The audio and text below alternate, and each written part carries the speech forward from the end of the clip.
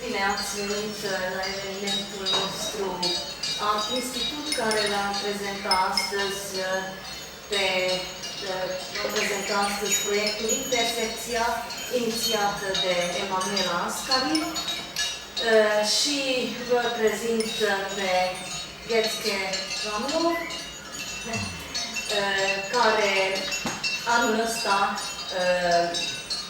este invitata proiectului INTERSECČIA. Mulțumesc pentru invitare și pentru posibilitatea de a fi aici să prezentăm proiectul INTERSECČIA și artistul care a venit anul ăsta. Și eu o să vorbesc în românește, că mi-e mai simplu decât engleză. Ea o să vorbească în engleză și nu o să înțeleagă nimic de ce spunem noi până atunci. Detto che parlerai in inglese che non stai capendo niente di quello che si sta dicendo. Și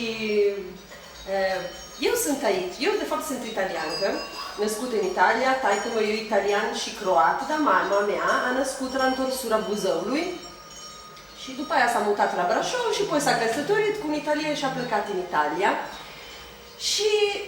Dar în fiecare an, era anul 1973, să vă gândiți și la situația în România cum era în anul 73, și eu am născut în 76 și din anul 78 am venit în fiecare an, aproape în fiecare an, primii 12-15 ani, în România, fiecare vara, la Brădet, în Târsura Buzău, bine, la Brașov, la Codelea și apoi timpul cel mai plăcut îl petreceam la bunica mea, la Întorsura Buzăului, într-o casă la care am fost foarte legată.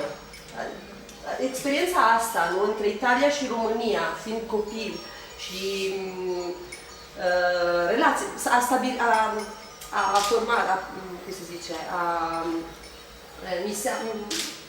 s-a mișcat ceva înăuntru și eu simt foarte tare o relație cu pământul românesc și cu țara asta și nu clar cu orașele, dar cu țara.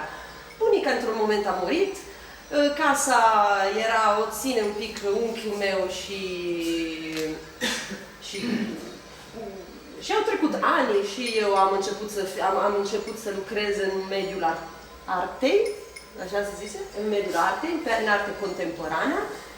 Și la un moment dat m-am gândit, da, bine, dacă eu vreau să mai petrec luni de zile aici în România, să fac un proiect de artă în casa lui bunica. Adică să folosesc spațiul ăsta care era disponibil și care este un fel de capital. E un capital care fiecare familie poate să-l aibă și aveam posibilitatea asta. Adică nu trebuie să plătesc o chirie cine știe unde, dar am o casă într-un loc foarte frumos și într-un moment istoric, în anii 2000. Ideea mi-a venit în anul 2006, după aia a fost foarte greu să o realizez, adică făceam și altceva, trebuia să muncesc, trebuia să mai lucram la lucrarea mea ca artist. Și după aia, din anii 2010-2012, am început să organizez casa. În casa nu era nici baie, să spunem, ci să organizez casa cu familia și ideea este să invit în fiecare an, în casa asta, un artist, un cercetător, poate să fie și un antropolog, un filozof, nu neapărat un artist, dar pentru că în momentul ăsta, în mediul artei, noi lucrăm într-o modalitate interdisciplinară. Și să facă o cercetare care are un interes să trăiască câteva săptămâni la țară, într-o țară care nu o cunoaște, pentru să aibă și el ceva și să poate să schimbă gândul un pic, nu? Pentru că eu am văzut diferența foarte mare între Italia și România, de exemplu, în mediul rural. Ce s-a întâmplat? În Italia, după război, a venit industrializarea cea mare, industrializarea puternică pentru orice și industrializarea agricolă. Și s-a schimbat tot, are chimicale, toată folosirea produselor chimicale sau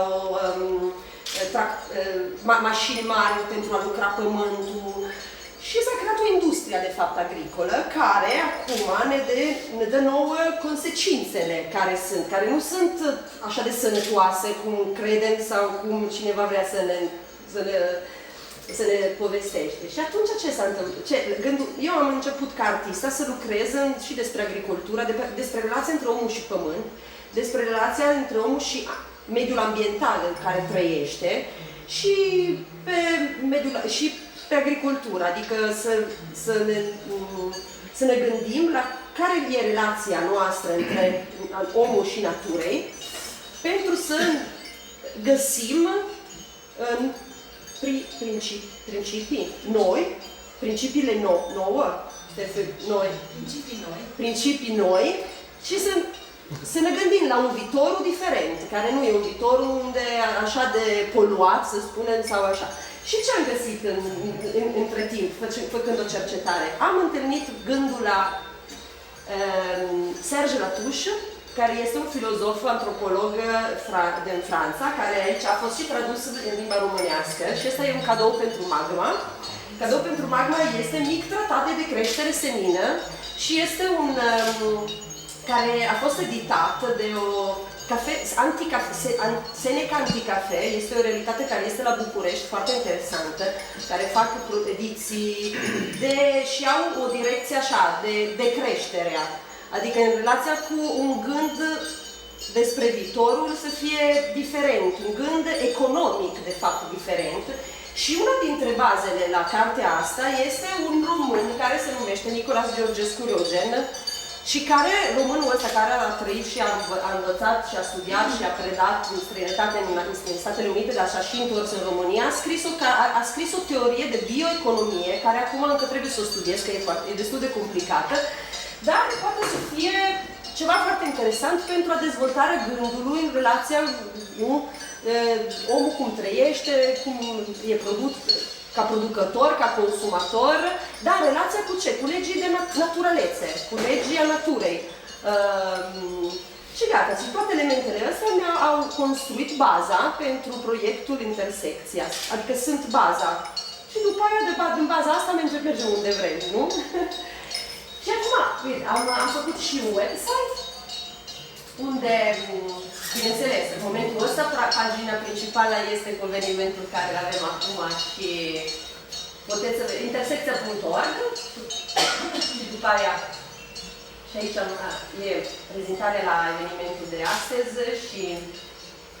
și la expoziția, pentru că aici Gedske e artista care l-am invitat anul ăsta, dar în colaborare cu Magma, ne-au propus să facem și o exhibiție cu lucrările care, bineînțeles, ea nu le-a făcut aici, nu a avut timp încă să gândească. Ea este aici pentru să facă cercetare mai mult decât producția lucrării. Pentru că proiectul este să vină aici persoane care mai mult fac cercetare decât o producție reală. Pentru producția trebuie finanțare, trebuie o situație care, măcar sper să reușesc să o construiesc, dar cine știe. Vedem.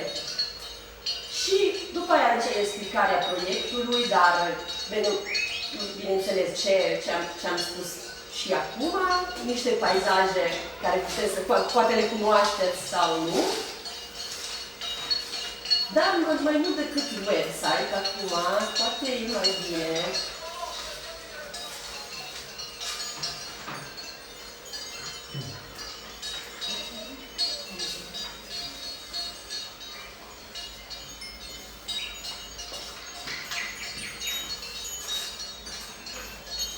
Asta este desenul a casei care l-a făcut bunicul și care l-am găsit într-un sertar închis. Ăsta era proiectul a casei de care am vorbit. Data e semnat cu data 1940 și casa a început să fie construită în 1946-47, clar în momentul când se schimba viața aici, adică. Și asta e casa cum e acum, adică ce s-a construit, ce bunicul a reușit să construiască, pentru că el a fost definit chiabur. Când el avea niște gânduri, avea așa și a fost expropriat din toate pământurile, din toate păduri care avea, și nu cine știe ce, că m-am informat, acolo era o viață așa, mai liniștită, nu era cine știe ce de bogăție sau eram la țară, adică la întorsură și nu. Dar totuși au fost toți puși în închisoare pentru motiv și pentru altul, dar el voia să facă un restaurant, pentru că el deja avea o cărciuma de piatră se numea și știți cum era. Și visul lui era să realizeze ceva. Și atunci eu, fiindcă am o legătură cu țara asta, m-am gândit să proiectul meu e ca o continuare. N-am făcut o cârciumă, dar bineînțeles mai bem și mai mâncăm și noi la Intersecția și sunteți toți invitații ai noștri, dar într-un alt mediu, domeniu al meu, care este arta contemporană. Și bine, asta e casa cum arată o parte, dar casa asta 45 de ani a fost neterminată. Terminată în 1 jumătate. Bine, e o istorie foarte complicată care poate să fie și exemplară de o situație istorică-politică care s-a trăit aici, dar nu vreau să vorbesc mai mult despre asta, pentru că poate știți mai bine voi decât mine. Și numai așa, și contextul. Și apoi, acum, eu, și ca artista, mă interesează foarte mult relația cu peisajul și din ce e făcut peisaj. Și acum, și am început, nu anul ăsta, dar să culeg flori, așa cum se face aici, nu? Și le-am adus cadou și la Magma care mi-a invitat aici să prezentez proiectul ăsta, pentru că, și l-am pus aici, pentru că buchetul ăsta de flori mi-ajută să vorbesc de mai multe lucruri. De exemplu, una dintre obișnuințele cele mai frumoase care eu trăiam aici, eram mică, eram copilă, veneam în România și întotdeauna când venea cineva acasă, în vizită, îmi ducea un buchet de flori. Atâta se putea, atâta se făcea, dar era foarte frumos. În Italia așa ceva nu era. Tu te duci acasă la persoane fără nimic, fără un cadou, fără o gustare, fără un flor, fără nimic. Și îmi plăcea foarte mult obișnuința asta. Cred că era ceva de educație, dar era ceva și frumos. Și atunci este să aduc flori aici la Magma și, sau în general un buchet de flori, este și o chestie de relații, nu? Este un dono, cum se zice? Dono. Cadou. Un cadou, exact. E ca un cadou, dar e și o poetică și dintr-un punct de vedere antropologic e foarte important, pentru că relațiile între oamenii care acum se fac mai multe prin interes. Și interesul cel mult e interes economic, știm cum e, nu? Dar, de fapt, se pot face relație cu orice și fără bani, fără interes economic. Și ăsta e un exemplu, așa, foarte simplu, de un obiect care creează o relație, nu între cine îl dă și cine îl prinde. Nu prinde, cum se zice? Îl primește. Așa.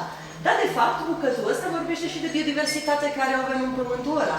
Adică, florile astea le-am cules în curtea mea. Dar sunt mai multe, adică ăsta l-am cules acum o lună, ăsta nu în curtea mea, dar în altundeva, acum o săptămână când m-am dus cu Gedske să fac un tur, să văd așa, să explorez teritoriul și vorbește de biodiversitate. De exemplu, unde s-au folosit multe chimicale, unde pământul e satur, e sărac, nu crezi că așa, tu nu vezi doar atâtea culori, așa cum le vezi aici. Și e o bogăție. E o bogăție foarte mare, adică e ceva foarte simplu.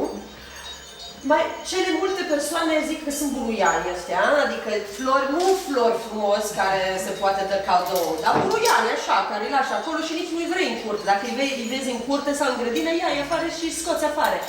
Dar mie mă interesează să schimb vederea, nu? Să schimb gândul și atunci eu aduc florile, aduc buruianii ca cadou, pentru că nu numai sunt expresia biodiversitate care este și care de fapt aici e preservată, pentru că diferența despre care vorbeam. În România n-a ajuns așa imediat, ajunge acum, dar un pic, industrializarea agriculturii sau industrializarea țării.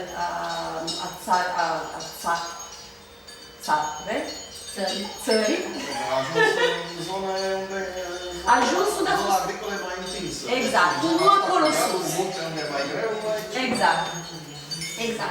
O bogăție. Și încă, al treilea factor important este că asta este mâncarea vacilor. Adică că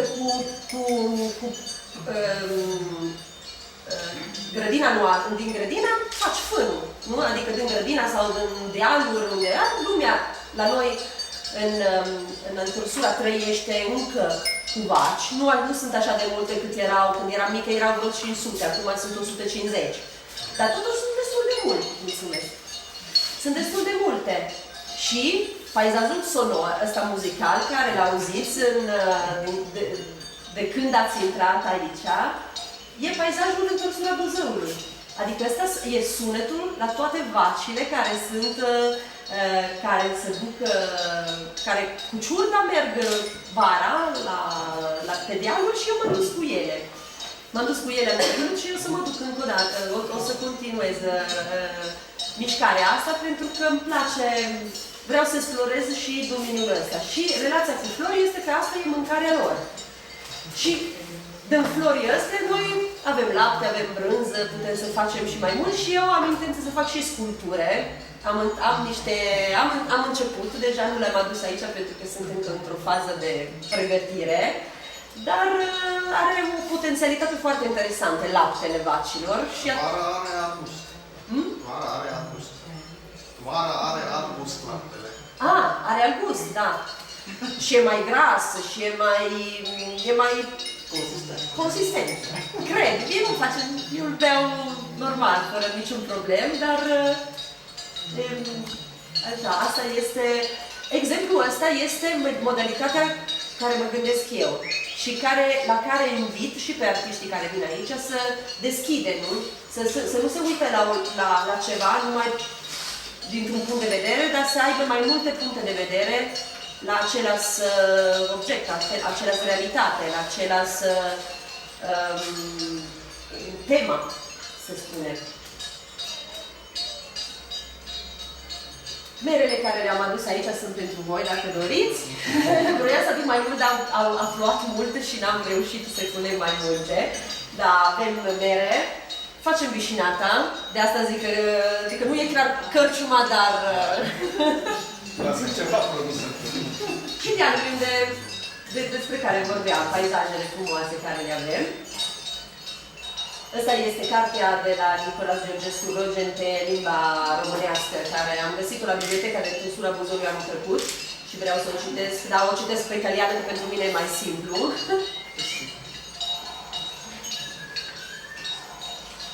Și el e William Guerrieri, care este primul artist care a venit anul ăsta. De fapt, ea este a doua artistă.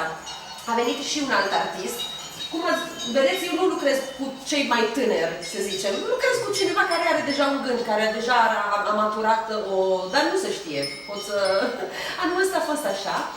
Și William Guerrieri e un fotograf care se ocupă de fotografia documentară, adică care este o tradiție din America, care a început în Statele Unite în anii 70, o topografie al peisaj prin mediul fotografic.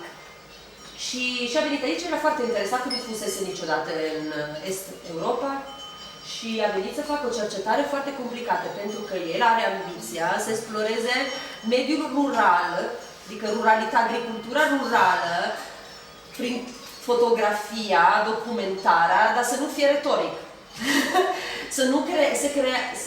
Vrea să facă un proiect destul de articulat, cu documente, cu gânduri și nu numai cu poze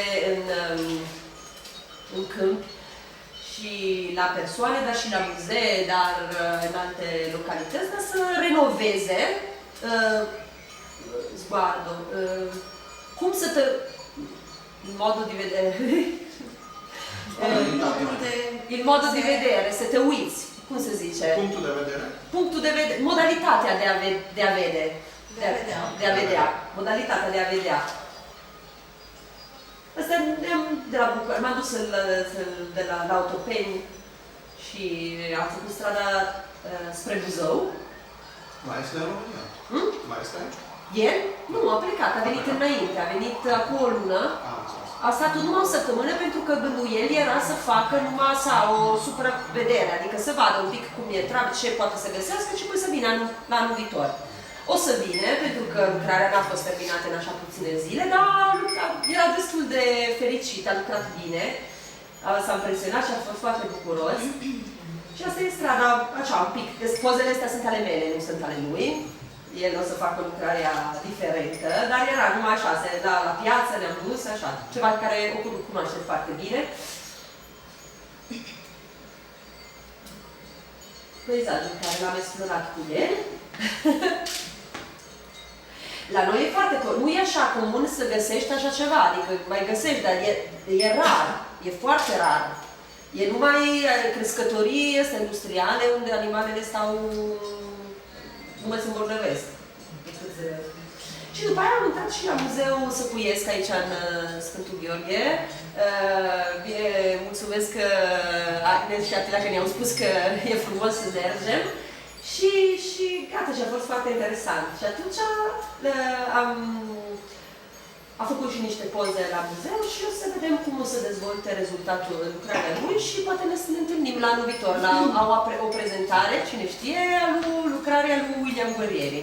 Poate facem un drum la anul viitor, dacă are chef și avem să Da, da. Putem să ne ducem în regiunea Cașinilor, pe acolo, spre Limeș, să mai vadă niște peisaje. Ce bun e vinul ăsta! Vin Bolotină, nu? Da, da. Din Miș. Și la un moment dat a ajuns și Gedske, RAMLOV. Și aici suntem într-un alt muzeu. Suntem într-un alt muzeu și ne-am dus din toate muzeele care erau frumoase și de văzut la București, ne-am dus la Muzeul Satului, Muzeu de Sat... Nu țăranului, nu, satului. Dori, cum se numește? Tu l-ai scris undeva numele Muzeul de Sat, unde în anii 30, după unificarea României, unde se creează un sentiment și un sentiment național, politica a fost asta, dar e foarte frumos, au adus toate casele din toată România, adică din toate părțile din România, din Turcia, din Maramureș, din Moldova, din... Scanzen, nu? Sau cum se zice? Scanzen. Muzeul etnografic. E așa, e un parc. De fapt e un parc unde sunt puse toate căsuțele.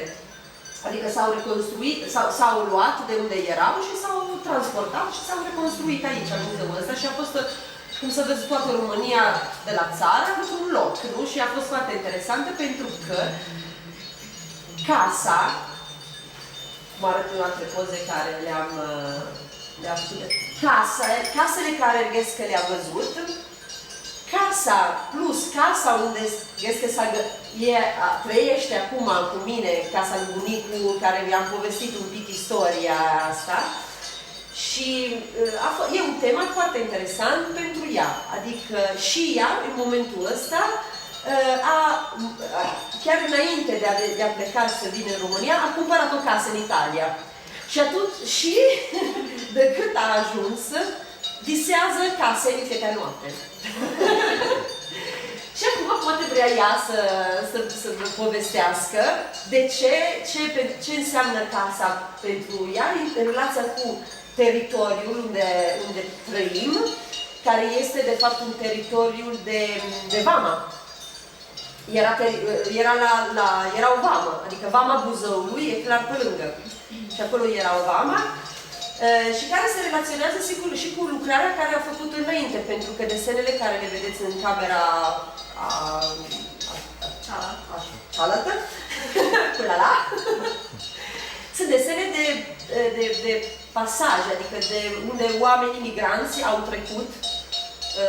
trecut granițe sau au trecut dintr-un stat într-un stat într-un altul pentru chestii politice. Și da, bine, dar acum vrei, can you continue the story? I tell them about INTERSECČIA and about the house. Yes, I talk about the house, and so probably you can. Gedske RAMLOV is a Danish. She's a Danish artist, but she lives in Italy for 30 years. And she started by painting making pictures, drawings, painting, and in the last 10 years she's opening his point of view on art making and trying to do what? Use everything. Yes. So, do you speak English? Yes. Yes. Okay. Parlo io adesso, ma? Poi Sì, ti ho passato il volume. magari cioè Sì. parliamo sì. But Emanuela, she invited me to come to her residence, probably because she had seen that I was doing things that she was interested in about the territory and these issues. So she told me that I was not supposed to do a real project if I didn't want to. I didn't need that work. I was just supposed to do a reflection on whatever I felt when I came here. Not even any preparation as you usually do when you go to a residence, maybe, I think. So I just came here and I was supposed to see the first impressions, have the first impressions and see whatever where they would bring me. So the first day we went to this museum of ancient rural houses, and we were supposed to stay there some hours, but we stayed there all the day long. So it was really interesting. It was very nice, and I'm also interested in architecture. So from that day we went in the late afternoon, we went to the house in Bradet, and we arrived about midnight, I think, and see everything was, I didn't understand how I saw the house inside, but outside it was all dark, so I was curious the next day to see how everything was. But the same evening, she actually started to explain about the house, and I immediately felt her very delicate attention that she had for this house and for the. I felt that she was trying to reconnect to her origins with her grandfather, that she even saw she had seen recently, said that she was very much alike her grandfather. And she told me and explained everything that she was doing in this house, and it's supposed to be restored, and because the grandfather never had the possibility to finish it. My grandfather never lived in that house, never, because they lived in another house, and they have the fear to lose the house, and so they build only the walls without windows, without doors, and they left it in that condition 30 years, 20, 30 years, because they were afraid that the state arrived and no, you can't have two houses, and so not to be expropriated. This is about your house in Romania? Yes. Oh, yeah. Yeah, The house you see the project. Yes. I understand. So So that's that's grandparents. Yes, but the fact only my grandmother lived there after my grandfather died. Yes, because psychological was so hard for them, and so they died. My grandfather died at 76. Che invece velocemente. So she was telling me all these facts, but I didn't understand immediately what this meant, that the land had been taken from him, and I said, but by who? And she told me the communism.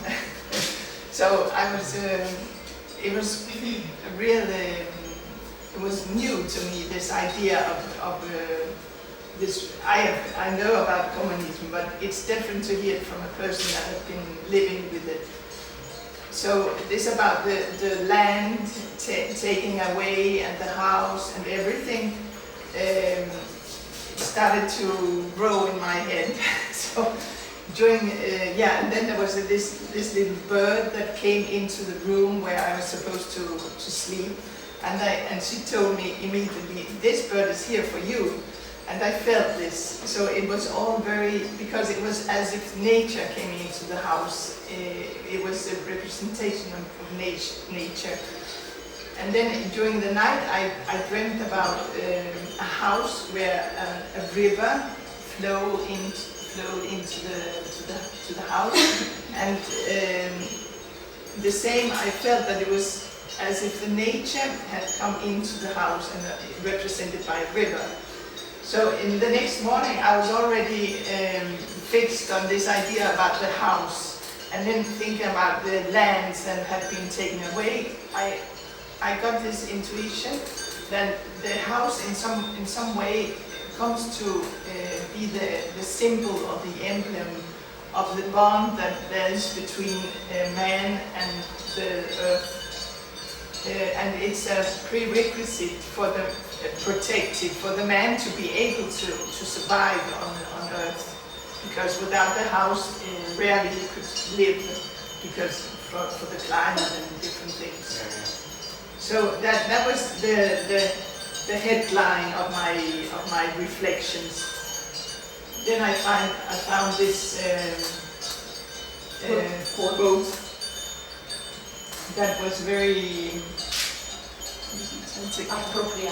appropriated, yes, and I think it in this few lines it explains very well what I felt and what I saw in all this. So I went ahead on this idea, and then we met some of her relatives that late in the evening after dinner started to discuss the feeling of belonging to a place, who is to who belongs a country, a land, a territory.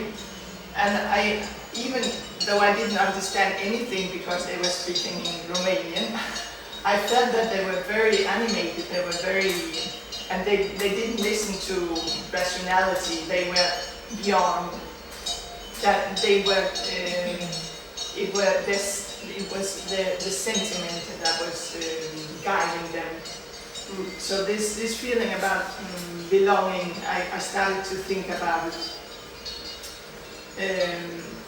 And then you could see, then I think that these openings, these ideas that I got, these reflections, actually they are bringing out very different issues, very actual also, and they connect me also to my work that you see afterwards about immigrants, because it's thinking about the land that you have some sentiment for this land, and you have to leave your land to go to other lands, to other countries, other territories that are considered by those who lives there, their land. So there's this conflict, and it's a conflict that probably has been going on for all the human story, but it's still, I think it's very actual now. So this reflection has been. Now I have to elaborate it more so I can write something about it, because I think it's very interesting. And then another thing that came into my mind was the level, the invisible level of imaginary that is everywhere, because all these things are based on the imaginary, I think, the way you see things inside and not outside. So I think this is an issue that I will go on trying to understand better, because I think that's interesting. It has to do with everything about you, how you act, and also regarding the ideologies. The imaginary is very important. So that's more or less, so if you Yes, about we started to study a little bit the history of this country because we didn't know nothing, and so this for more Transylvania more than the whole country, for example, is a place where lived Romanian people, Hungarian people, and both of these two ethnic groups, they belongs to this territory. And more, No? and some others. Eh? And Germans and some others. Yes, German, but the more, okay, yes, and more, and more, and more. And we tried to understand because I feel that, for example, I knew more Romanian than Hungarian people. And so I was not interested in this history, in this part of the history, because I didn't know. Since 10 years ago, I didn't know the problem, the conflicts, nothing, because but now I saw that there is a conflict. The conflict there is. So it's true one. But how much the conflict is based on history? Yeah. How much the conflict is based on imaginary? How much the conflict is based on I don't know what other kind of things. No, it's very actual theme, but also an ancient theme, because everywhere, in every time, people traveled, conquistarono, conquers different territories, and it's a long, long story, you know. And so the place we are in Întorsura Buzăului is in județul Covasna because is majority Romanian to equilibrate, and the communism changed the borders of județul Brașov to put Întorsura Buzăului in județul Covasna to balance the minorities and majorities and so on. And so the place we are, not because we want to talk about this fact, but the place we are is actually a place of, I don't think conflict, because I felt no conflict. I feel no conflict really between people. But when people talk, sometimes what she felt, you know, it was very interesting because in that conversation, I understood the word, but she understood the feelings, no, without understood, no. So, and the other fact, the ideologies. Ideologies are the 19th. Ideologies are how can we judge the ideologies of the 19th century? Because, for example, I live in Italy, in one of the richest region of Italy. It means one of the richest areas of Europe. It means one of the richest areas of the world, which is left side, politically left side. Used to be, yes. The things are changing very fast, but. Okay, used to be left side, and the Communist Party has in the 70s and 80s years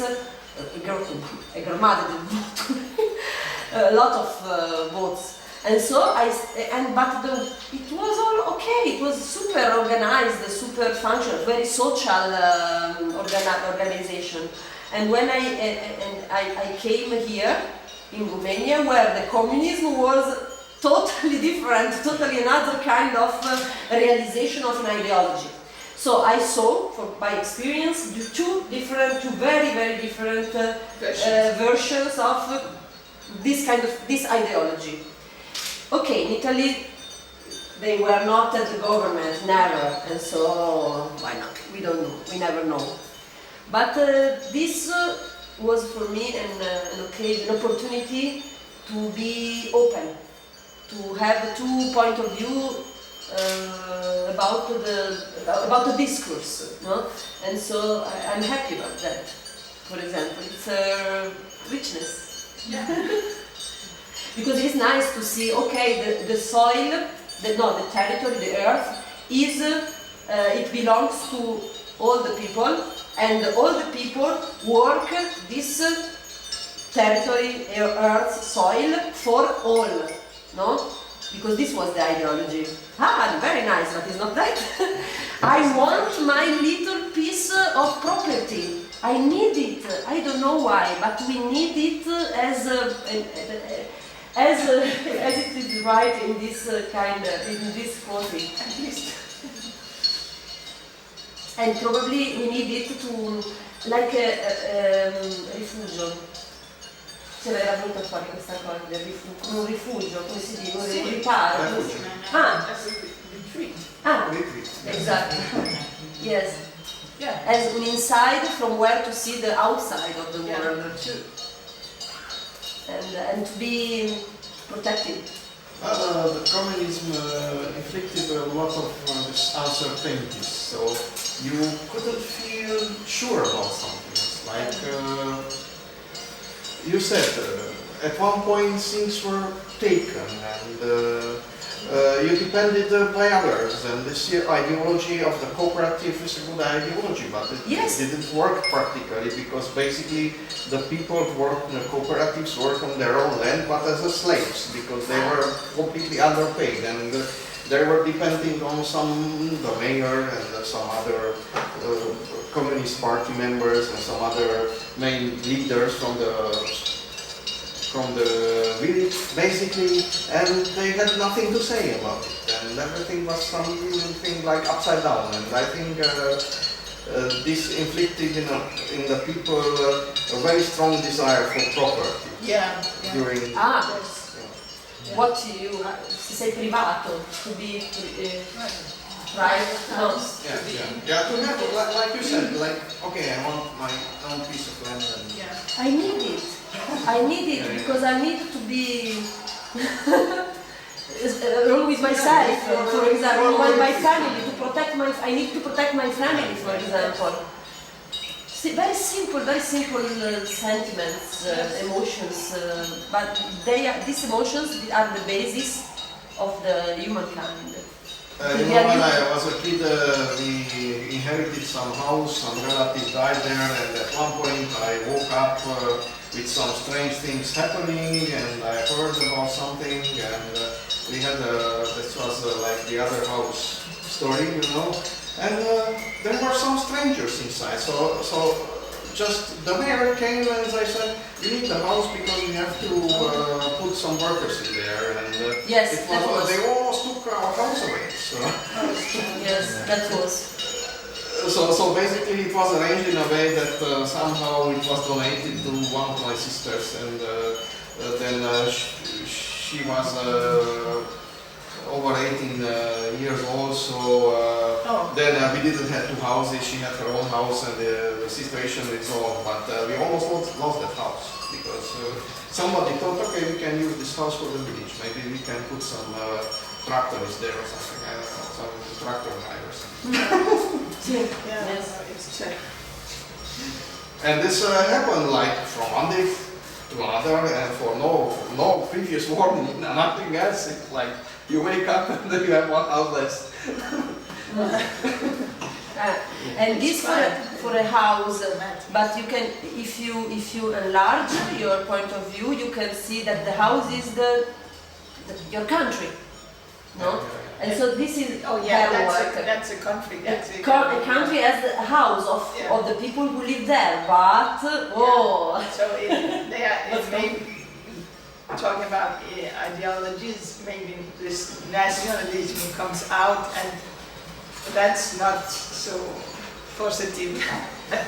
I mean, that's very also based on ideas on how people see things and so on. So there's this conflict about the need for, that's what I have to reflect about more, the conflict between having your own house, the right to have your own house, to have your private house where to retreat and so on, and the right to own, to claim as a nation that this is yours and nobody is supposed to come in from outside.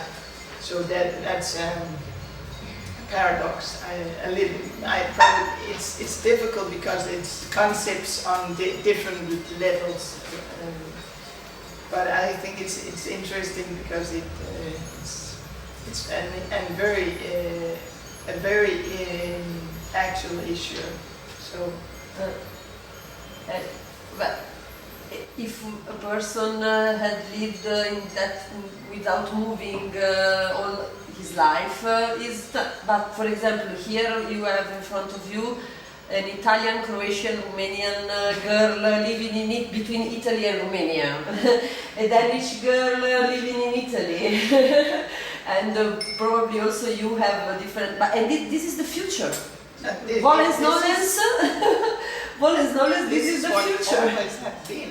And always have been. We don't remember because the history didn't want to puntualize this fact, but that was, for example, Italy is a place where a lot of different population passed through and they established there and they lived and they made sons and daughters and it's a mix.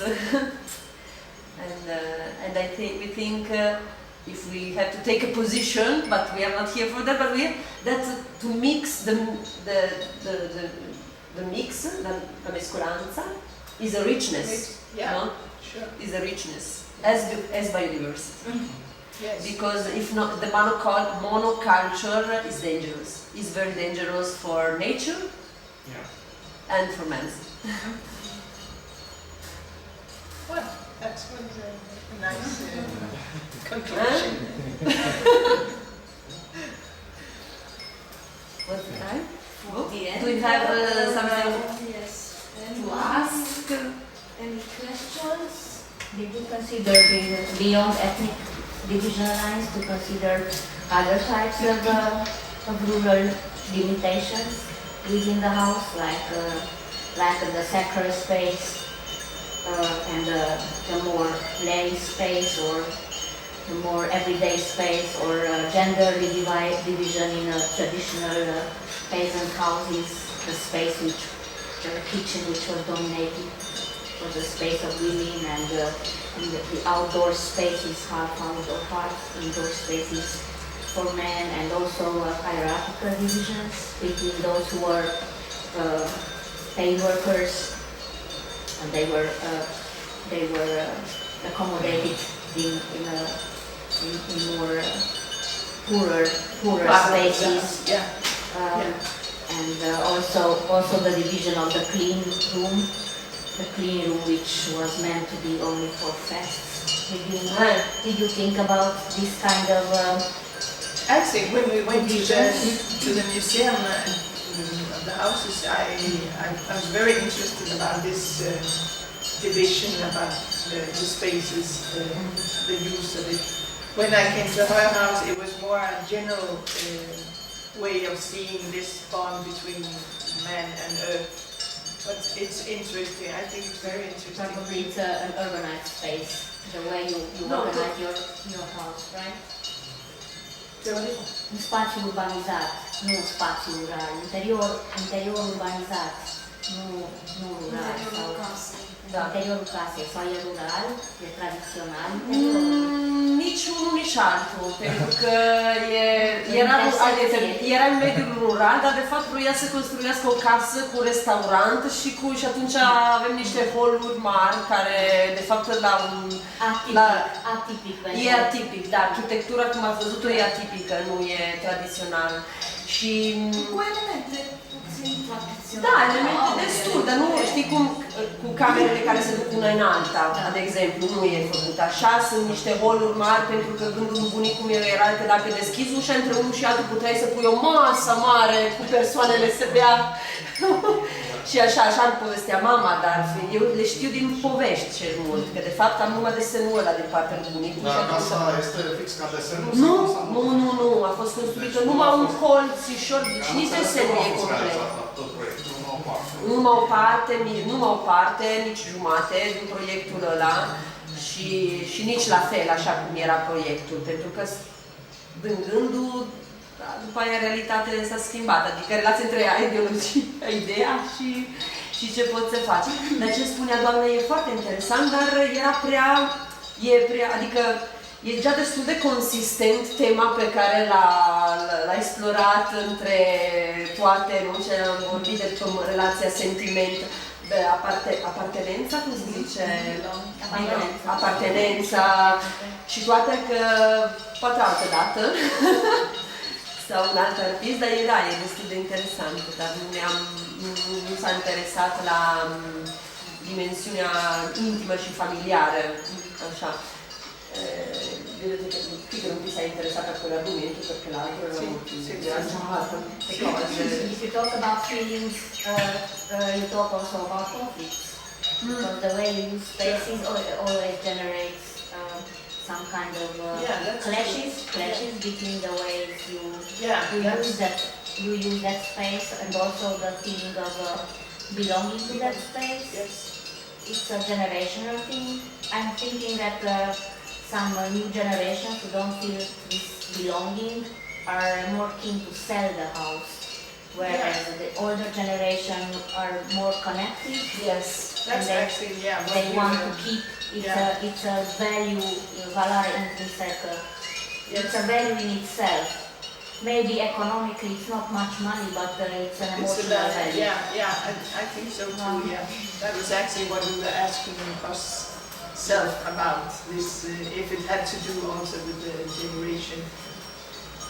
But I think maybe it's not only it's stronger surely, but I think there's maybe when people get older they maybe feel it more.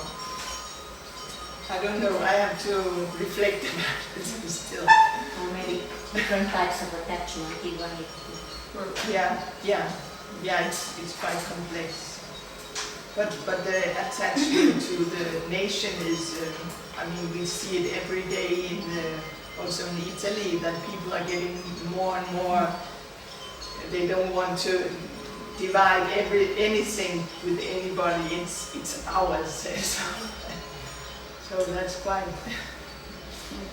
And for me, I am afraid, for example, that the fact that people migrate so much in this period, probably, I don't know, I'm afraid, but it's not, we have to see, that they lost this sense of belonging with one territory, with one place, and so probably, I'm afraid, they cannot take so care about this place, one place, for example, and to take care is the basis of an ecological thought, for example. And as I told you before, I'm interested in ecological development of thought and feelings, sentimental knowledge and the sentimental relation with people, between people and also, but this strong, very strong, and I don't know, it's very question point, why this very strong feeling with the earth and a place where you were born, where you went when you were a child, I don't know, but it's very strong, we can see. We have to see what will happen in the future. We just feel this for a certain place, territory. Maybe a lot of young people do not. I don't know. In general, because for me, I have a relation with this territory, but I take care of. This kind of feeling. I have for everywhere. I have everywhere this kind of feeling, but. An ethnographer from Myanmar made a research on how people who migrated to work in Spain, and they were living there in a rented house in Spain, and they built with the money that they made in Spain, they built a very big house in northern Romania, and they populated that house with all those status symbols, many of them each big things, non-traditional, but they brought traditional objects to rebuild their Romanian identity in Spain. So they, it was an absolutely interesting switch, an intersection to go to your idea that not only intersection but switch of identity. So they switched their urban identity, brought it in Romania and brought their traditional Romanian identity, and they were very proud there and showed to everybody, Spanish people, we are Romanians and this is our, they rebuilt the clean room the way they are in traditional houses, and there was a mobile identity object. It was the frama, the thing that you put on your head, women put on your head. Yes, How to call the it? white Not white, one. colors. Well, depends on the guy, I guess. A shawl you put on your head. So they would, that was the carrier identity, mobile identity. They for their children when they went to school. Take this Romanian shawl to school to show that you are a Romanian child. With flowers, no? Yeah, the traditional batic tradițional cu flori. Avea și eu când eram mică. That was a symbol of ethnic identity. But very interested in it was a PhD research made by this ethnographer of how they switched identities. So they built an urban identity brought from Spain, imported to Romania, and then took their traditional identity and exported it at their workplace. And this was the mobile symbol, the shawl they always carried with them for the children and for themselves. I was very struck by this idea. When was that? When was this happening? She did that research these years. Oh, Yeah, it's a recent research. Yeah. It captures this transitory migration for work. yes. They plan to go back to the country, and that's why they build big houses. And the transitional identity, the traditional Romanian identity, I don't know what will happen when they go back with their all Romanian things in the urbanized space they built. What will happen to the Romanian things? It's a question. It's interesting. Yeah. About the clean rooms, sufrageria aia care nu o deschizi nici dacă, numai când moare sau când se mărită cineva. I-am vorbit de asta, la sala, sai, la clean room, la sala, che non entra mai nessuno. Aveam, când era, i-am povestit, în fiecare casă era o sufragerie unde nu intra nimeni numai când se întâmpla ceva sau când era un oaspete așa mai deosebit, mai important, așa. Și avem și noi, de fapt. O avem. E o casă nu așa de tradițională, dar e o sufragerie care, de fapt, anul trecut am pus acolo artist care a venit anul trecut, dar anul ăsta avem o cameră mai mult și, de fapt, nu o folosește nimeni. Și e acolo așa cu vetrineta, cu tot ce trebuie.